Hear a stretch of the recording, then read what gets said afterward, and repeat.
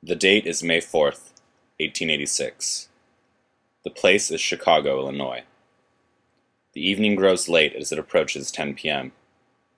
A large crowd of hundreds of people has gathered for a rally in Haymarket Square, a thriving commercial district in the heart of the city. They listen attentively as the final speaker addresses them from atop a wagon.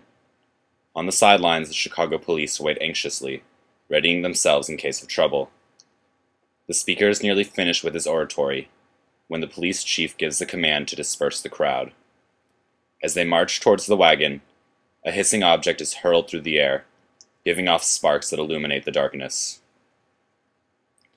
A sudden explosion rips through the line of police. In an instant, Officer Matthias J. Deegan is killed by a torrent of shrapnel. His fellow officers react with panicked shots into the crowd. Chaos breaks loose, and a frenzied riot erupts. Both civilians and officers lay dead on the ground as the crowd scatters desperately to escape. The sounds of gunfire and club blows echo through the streets. Within minutes it is over, the dead and wounded being carried away as shock and rage settle over the city.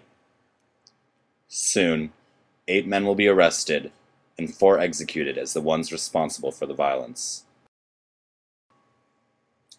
But the trauma of the event will linger for years to come, as do the questions surrounding it. What were the roots of this tragedy?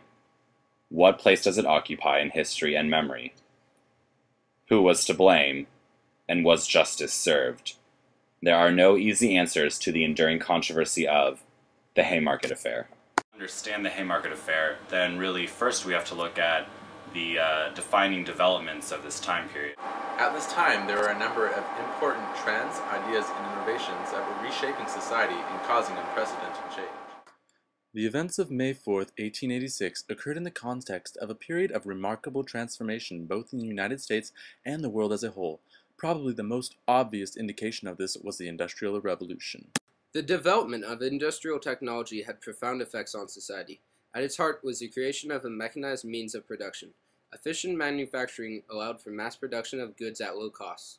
People who used to work as small farmers or craftsmen could no longer compete and were forced to find work in factories and other industrial jobs. At the heart of this new system was profit. Investors provided capital for industrial enterprises, which provided new jobs for countless people. This big coming out party for capitalism, because you have this constantly growing global market, and this new technology is making available all these new products, so of course some people are going to get extremely wealthy in the process. Industrial capitalists like Andrew Carnegie and John D. Rockefeller grew immensely wealthy from commodities like steel and oil, but there was a dark side to the marvels of technological progress.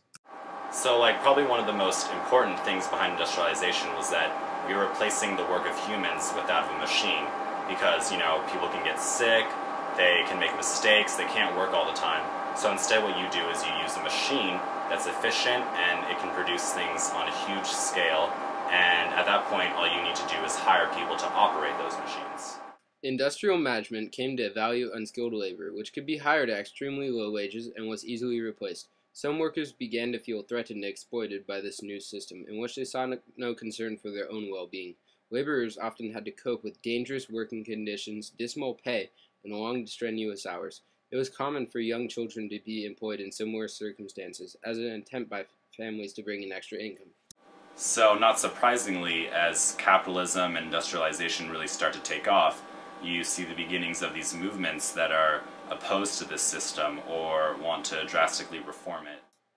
Radically new political and economic ideologies emerged that were a response to the changes wrought by industrialization. The most famous and influential of these was socialism and communism, which was first articulated in the works of Karl Marx and Friedrich Engels. Marx and Engels had witnessed firsthand the effects of the Industrial Revolution in Europe. And in their opinion, capitalism was a means by which a small minority could use the new industrial technology to exploit the labor of the common people and use it to create wealth for themselves. Socialism and its related ideologies maintained that true justice and empowerment for the masses could only be won if they controlled the means of production and redistributed wealth and property equally. This was to be achieved by a violent revolution if necessary. Many people in this time period viewed all radical movements as one and the same. There were many differences between radical movements. Movements such as socialism and communism aimed for the workers to take over the government, while anarchism aimed for no government at all.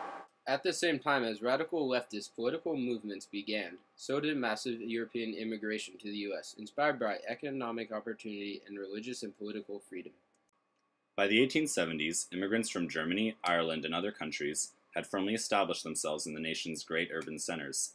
They typically clustered together in crowded slums, where they formed communities united by language or ethnicity. Immigrants were consistently met with discrimination and persecution from suspicious native-born Americans. Usually, the only work available to them was jobs as low-wage workers building bridges and railroads or working in plants and factories. So immigrants are almost like an industrialist dream come true, because they're desperately poor, so they're willing to work for low wages. There's a constant supply of them coming over every day, adding to the labor pool, and this drives down wages even further.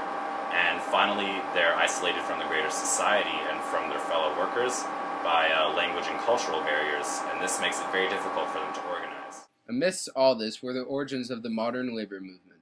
Workers who were tired of 12-hour workdays and hazardous working conditions began organizing to protect their rights. In 1869, the Knights of Labor was founded. This was the first prominent national labor union in the United States. The idea behind labor unions was to organize into a group to represent their interests in negotiating with business management to achieve their goals. Some key demands from labor unions early on were the elimination of child labor, improved working conditions, and most importantly, an 8-hour workday.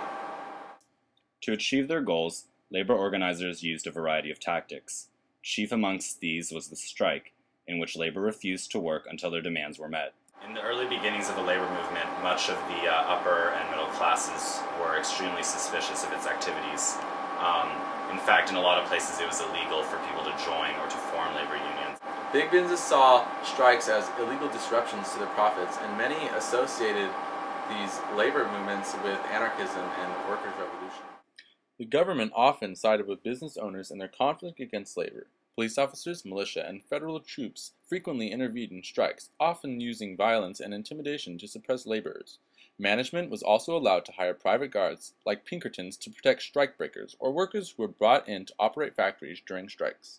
These actions on the part of the government kind of confirmed a lot of the beliefs of people in the radical movements, because to them it seemed like, this system is inherently repressive and the odds are stacked against the workers, so it caused some people to become more radical and even promote the use of violence to achieve their goals. All these trends found a dramatic intersection in the city of Chicago. This youthful metropolis was a symbol of American industrialization and urbanization. In a sense, Chicago was almost the epitome of all these trends. At the time of the Haymarket Affair, the city was only about 60 years old, but during this time period it had grown extremely rapidly. Chicago was split along class and ethnic lines. The mostly native-born middle and upper class consisted of clerks, shopkeepers, small business owners, and the like. Their ranks also included most of the police force and the press. On the other side, the vast working class was mostly poor immigrants who worked as unskilled labor in the city's industry. Chicago was an obvious place for a major confrontation to occur, especially as the antagonisms between business and labor grew and their goals became increasingly more difficult to reconcile.